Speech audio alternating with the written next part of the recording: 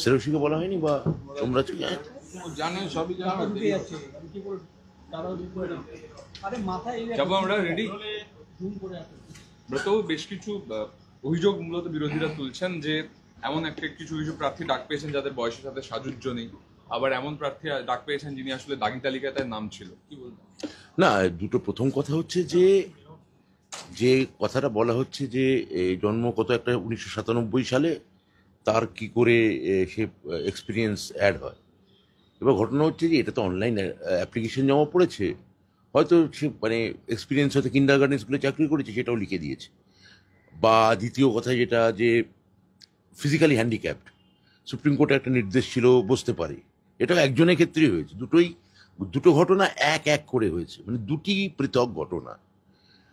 এবং তাদের জন্যে তো এসএসসি বলেই দিয়েছে যে তারা ভেরিফিকেশন করবে, সেই জন্য ডাকা হয়েছে। যদি দেখা যায় যে এক্সপিরিয়েন্সের যে ক্যাটেগরি আছে ম্যাচ করছে না, বাদ যাবে। আর ফিজিক্যালি হ্যান্ডিক্যাপড, সেটা লয়ারের সঙ্গে আমরা কথা বলেছি, অ্যাকচুয়ালি ফিজিক্যাল হ্যান্ডিক্যাপড বসতে পারে কি পারে না সেটা সুপ্রিম কোর্টের রায় খতিয়ে দেখা হচ্ছে। সেই মোতাবেক এসএসসির আইনজীবীরা জানাবেন, সেই মোতাবেক সিদ্ধান্ত হবে। না, ফিজিক্যালি হ্যান্ডিক্যাপ সুপ্রিম কোর্টের একটা রায় অনুযায়ী এরকমটা বলা ছিল, তো সেটা আমরা লয়ার ভেরিফিকেশন আমরা করাচ্ছি যে ফিজিক্যালি হ্যান্ডিক্যাপটাও বসতে পারে কিনা। অযোগ্য হওয়া সত্ত্বেও। হ্যাঁ,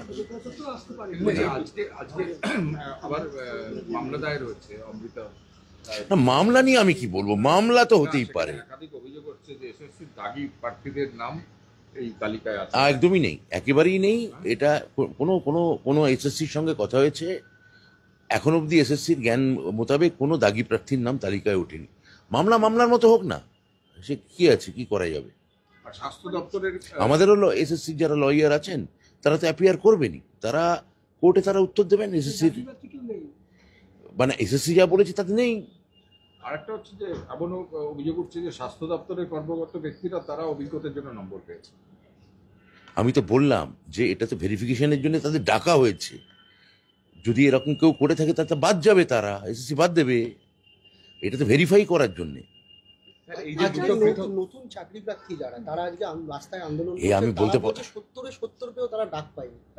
আমি বলতে পারবো না নতুন কারা আন্দোলন করছে, কিন্তু এই আন্দোলনের যারা প্রধান মুখপাত্র বা পুরোধা, মানে ধরা যাক কৃষ্ণেন্দু, শ্রেয়সী বা ধরা যাক সুমন, এরা যতক্ষণ না আমায় না জানাচ্ছে আমি এই নিয়ে কোনো মন্তব্য করবো না। বার্যভট্ট বসে পড়েছে এবং পুলিশ তাদের আটকেছে, তারা বলছে এবং তারা মার্কশিটও দেখাচ্ছে যে 60 নম্বর পরীক্ষা, এটা একটা নতুন সমস্যা। 60-এ 60 পেয়েছে, শিক্ষাগত যোগ্যতায় 10-এ 10 পেয়েছে, তো তারপরেও তাদের দেখুন, এটা নিয়ে এসএসসি নতুনদের ক্ষেত্রে যে কথাটা আপনারা বলছেন, এসএসসির কাছ থেকে আমার কাছে কোনো এই মুহূর্তে তারা কোনো এসএসসির কাছে জমাও দিয়েছে কিনা কোনো ডেপুটেশন, তাও আমি জানি না। তাহলে এটা নিয়ে যতক্ষণ না এসএসসির সঙ্গে আমি কথা বলতে পারছি ততক্ষণ এটা আমি বলতে পারবো না। স্যার, এই যে দুটো জমা দিতে চাইছিল, বিকাশ ভবন অভিযান করতে চাইছিল, আজকে ওদের উন্নয়ন ভবনের সামনে এখন আটকে রাখা হয়েছে। না, আমার মনে হয় যে ওরা কি বলছেন আমি তো জানি না, তো এসএসসির কাছে নিশ্চয়ই তারা কোনো একটা কিছু জমা দেবে। ওরা সিট বাড়ানোর দাবি করছে, এটা কি বাড়বে? প্রথম কথা হচ্ছে যে মানে ওদের যারা তারা আগে পরীক্ষায় বসুক না, ইন্টারভিউ দিক, প্রসেস শেষ হোক। আমার সঙ্গে মুখ্যমন্ত্রীর ভ্যাকেন্সি বাড়ানো নিয়ে একটা নিশ্চয়ই আলোচনা হয়েছে, কিন্তু সেটা যতক্ষণ না কোনো প্রসেস শেষ হচ্ছে এই নিয়ে কোনো আইনিভাবে কোনো পাকাপোক্ত কোনো কথা আমি এখানে বলতে পারি না।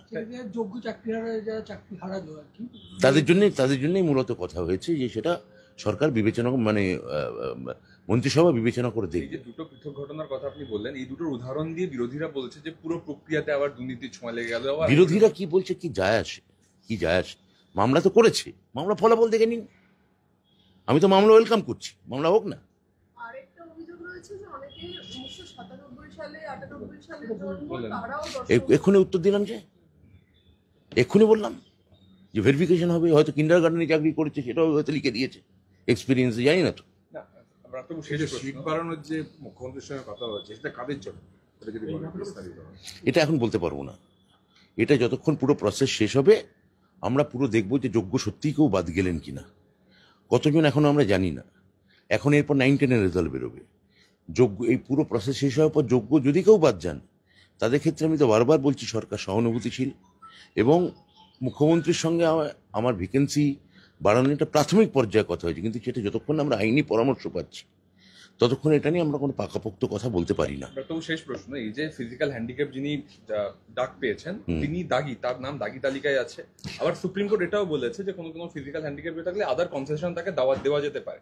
আপনারা কি এই পুরো ব্যাপারটা খতিয়ে দেখছেন? এই পুরো প্রসেসটাই যারা ফিজিক্যালি হ্যান্ডিক্যাপড তাদের ক্ষেত্রে সুপ্রিম কোর্টের রায় কি, রায়ের সত্যি করে নির্দিষ্ট করে কোনো ডিরেকশন আছে কিনা, এবং আমাদের লয়ারদের বক্তব্য কি, ফিজিক্যালি চ্যালেঞ্জড যারা তাদের ক্ষেত্রে এটা দেখে তার ক্ষেত্রে সিদ্ধান্ত নেওয়া হবে। কিন্তু যার ক্ষেত্রে এক্সপিরিয়েন্স বলছেন সেটা যদি এরকম হয়ে থাকে সেটা অবশ্যই সে বাদ যাবে। আরেকটা অ্যাপার্ট ফ্রম দিস এর বাইরে এটা যে শেখ হাসিনা যে মৃত্যুদণ্ড অর্ডার, নো কমেন্ট। এটা নিয়ে আমি একটা দেশের অঙ্গরাজ্যের একটা পোর্টফোলিওতে আছি, এটা সম্পূর্ণ একটা আন্তর্জাতিক ব্যাপার, এখানে আমি কি করে মন্তব্য করি? পুরো প্রক্রিয়াটা কি 31 ডিসেম্বরের মধ্যে শেষ হবে মনে হচ্ছে? আমি আশাবাদী, গভীরভাবে আশাবাদী যে এখনো 9-10 এর রেজাল্ট বাকি আছে। 9-10 এর রেজাল্ট আমাকে এসএসসি খবর দিয়েছে খুব শীঘ্রই পাবলিশড হবে। এই সপ্তাহের মধ্যে মানে আমি কোনো দিন ঘন্টা আমি বলিনি, আমি বলছি খুব দ্রুতই এটা পাবলিশ হবে। হ্যাঁ, পার্থ চট্টোপাধ্যায়